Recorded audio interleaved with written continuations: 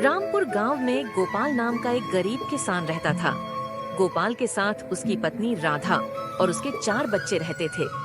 गोपाल कठिन परिश्रम करके खेती करता था, परंतु उसके बावजूद भी अपने परिवार के लिए 2 वक्त का खाना नहीं जुटा पाता था। गोपाल इस बात को लेकर बहुत चिंतित रहता था। वह दिन रात अपने परिवार को खुश रखने के लिए सोचता रहता था और उधर साहूकार का कर्ज भी बढ़ता जा रहा था। यह सब देखकर उसकी पत्नी राधा सोचती है और अपने पति गोपाल से कहती है, क्यों परेशान हो, भगवान सब ठीक कर देंगे। इतना बोलकर राधा गांव की ओर चल जाती है। गांव की ओर जाते समय एक मंदिर देखती है और वह सोचती है कि मंदिर से होकर आती हूँ। गोपाल की पत्नी राधा भगवान के दर्शन कर जब बाहर निकलती है तो मंदिर के बाहर एक बाबा को देखती है। तभी बाबा राधा से कहते हैं, क्या हुआ बेटी, बहुत परेशान लग रही हो। क्या बोलूं बाबा, मेरे पति दिन रात कठिन मेहनत करने के बावजूद भी 2 वक्त का खाना नहीं जुटा पाते हैं और साहूकार का भी कर्ज बढ़ता जा रहा है। इतना सुनकर बाबा कहते हैं, लो बेटी, ये घोड़ा अपने साथ ले जाओ, ये तुम्हारे काम आ जाएगा, लेकिन इसे सही कामों में ही उपयोग करना, सब ठीक हो जाएगा। घोड़ा को लेकर गोपाल की पत्नी राधा घर आ जाती है। राधा के साथ घोड़ा को देखकर गोपाल पूछता है, ये घोड़ा तुम्हें कहाँ मिल गया? तो राधा सारी बात बताती है। राधा की बात सुनकर गोपाल बोलता है, हम इस घोड़े का क्या करेंगे? तभी गोपाल की पत्नी राधा कहती है, हम जंगल से सूखी लकड़ियाँ चुनकर घोड़े पर लाद कर बाजार में बेच आएंगे। यह सब सुनकर गोपाल हामी भर देता है और दूसरे दिन से दोनों जंगल से लकड़ियाँ चुनकर बाजार में बेचना शुरू कर देते हैं। इस तरह से दिन बीतता जाता है और थोड़े ही दिन में सब कुछ ठीक होने लगता है। साहूकार का कर्ज भी धीरे धीरे चुकाना शुरू कर देते हैं। साहूकार यह सब देखकर चिंतित हो जाता है कि गोपाल अपना कर्ज चुका देगा तो हमें ब्याज कहाँ से मिलेगा। ये सब सोचकर साहूकार अपने आदमियों को बुलाता है और कहता है कि हमें गोपाल का घोड़ा को चुराना पड़ेगा। ये सब सुनकर साहूकार के आदमी बोलता है, ठीक है मालिक, जैसा आपका आज्ञा, आज ही हम घोड़ा को चुरा लाएंगे। रात का समय था। गोपाल और गोपाल की पत्नी राधा सो रहे थे और घोड़ा आंगन में बांधा हुआ था। साहूकार के आदमी गोपाल का घर रात को घोड़ा चोरी करने के लिए जाते हैं। साहूकार के आदमी किसी तरह से चुपके से गोपाल के आंगन में बंधा हुआ घोड़ा के पास पहुंच जाते हैं और एक आदमी घोड़ा का मुंह में कपड़ा बांधता है और एक रस्सी को खोलता है। उसी समय गोपाल की पत्नी राधा का नींद खुल जाता है और वह गोपाल को जगाने लगती है। राधा कहती है, नहीं लग रहा है। तभी गोपाल उठ जाता है और गोपाल और उसकी पत्नी राधा दोनों बाहर आते हैं तो दोनों चोरों को देख लेते हैं।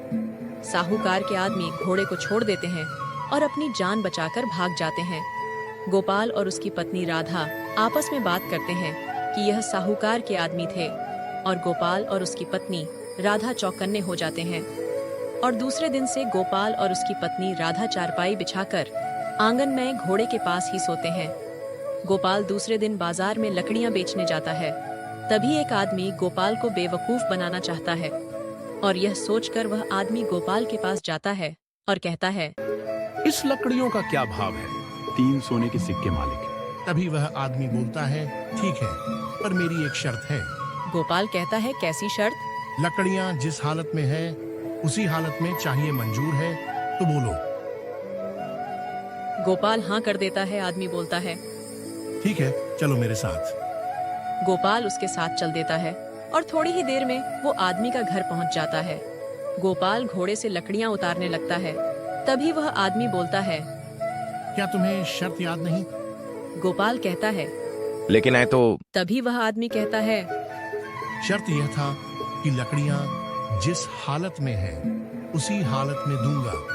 लकड़ियों के साथ घोड़ा को यहाँ बांध कर जाओ। गोपाल ये सुनकर रोने बिलखने लगता है। मालिक, ये क्या बोल रहे हैं? तभी वह आदमी हल्ला कर गांव के लोगों को इकट्ठा कर लेता है और सबसे गोपाल से किया हुआ शर्त बताने लगता है। शर्त सुनकर गांव के सभी आदमी घोड़ा उस आदमी को देने की अनुमति देते हैं और गोपाल गांव वालों के दबाव में आकर घोड़ा दे देता है और रोते हुए अपने घर की ओर चल देता है। राधा गोपाल को रोता हुआ देखकर बोलती है, क्या हुआ जी, क्यों रो रहे हो और घोड़ा कहाँ है? गोपाल सारी बात अपनी पत्नी को बताता है तो कहती है, ठीक है, तुम मुझे सिक्के दो और हाथ मुंह धोकर खाना खाओ और आराम करो, मैं कुछ करती हूँ। इतना बोलकर राधा सोने के सिक्के लेकर सोचने लगती है, ये सिक्के साहूकार के कर्ज चुका दूं तो हमारे पास तो कुछ नहीं होगा। ये सब सोचते सोचते राधा बाजार पहुंच जाती है और बाजार में एक घोड़ा को देखती है तो राधा के मन में ख्याल आता है कि इन सिक्कों से इस घोड़े को खरीद लेती हूँ, और अंततः उस घोड़े को खरीद ही लेती है। राधा घोड़े को खरीदकर घर आ जाती है। गोपाल घोड़ा देखकर चौंक जाता है और कहता है, ये घोड़ा किसका है? तो राधा सारी बात बताती है और कहती है, कल बाजार लकड़ियाँ बेचने में जाऊंगी। ठीक है, चली जाना। दूसरे दिन राधा जंगल से लकड़ियाँ चुनकर घोड़े पर लाद कर बाजार में बेचने के लिए जाती है। दूसरे दिन भी वह ठगी व्यक्ति राधा के सामने आकर बोलता है, लकड़ियां के क्या दाम है? इसमें राधा जवाब देती है, 4 सोने के सिक्के मालिक। पर मेरी एक शर्त है। कैसी शर्त मालिक? लकड़ियां जिस हालत में है उसी हालत में चाहिए। इतना सुनकर राधा बोलती है, ठीक है मालिक, परंतु मेरी भी एक शर्त है, सिक्के जिस हालत में होंगे मैं उसी हालत में सिक्के लूंगी। और इस तरह से दोनों राजी हो जाते हैं। तभी ठगी बोलता है, चलो मेरे साथ। और राधा उस ठगी के साथ अपने घोड़े को लेकर चल देती है। थोड़े ही देर में ठगी का घर आ जाता है। राधा घोड़े से लकड़ियां उतारने लगती है। तभी वह आदमी बोलता है, क्या तुम्हें शर्त याद नहीं? लकड़ियां के साथ इस घोड़े को यहाँ बांध दो। इतना सुनकर राधा कहती है, ठीक है मालिक, मुझे इस लकड़ियों के दाम तो दे दीजिए। तभी वह आदमी 4 सोने के सिक्के लेकर आता है और राधा को देने लगता है। तभी राधा कहती है, क्या शर्त आपको भी याद नहीं? मैंने लकड़ियाँ जिस हालत में थी मैंने दे दिया, परंतु आप भूल रहे हैं मालिक कि सिक्के जिस हालत में है उसी हालत में चाहिए। शर्त के मुताबिक सिक्के के साथ अपने हाथ भी मुझे काट कर दीजिए। ये सुनकर ठगी व्यक्ति चौंक जाता है और कहता है, ये क्या बोल रही है? तभी राधा कहती है, हाँ मालिक, शर्त तो यही था, मैंने अपना शर्त पूरा किया, आप भी अपना शर्त पूरा कीजिए।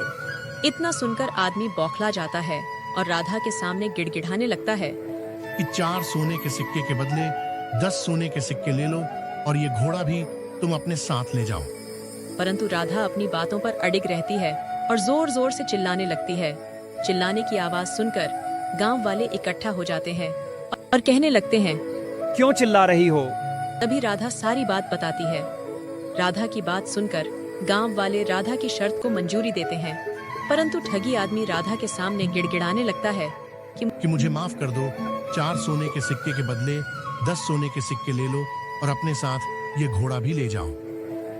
राधा ठगी व्यक्ति को गिड़गिड़ाते हुए देखकर मान जाती है और सोने के सिक्के लेकर और घोड़ा को अपने साथ लेकर अपने घर की ओर चल देती है। राधा अपने घर पहुंचती है और 10 सोने के सिक्के अपने पति गोपाल को देती है। गोपाल इतना सिक्का देखकर हैरान हो जाता है और कहता है, तभी राधा सारी बात बताती है। इस तरह से गोपाल और उसकी पत्नी राधा साहूकार के सारा कर्ज भी चुका देते हैं और अपने लिए एक महल बनाते हैं और अपने बच्चों के साथ खुशी खुशी अपना जीवन बिताते हैं।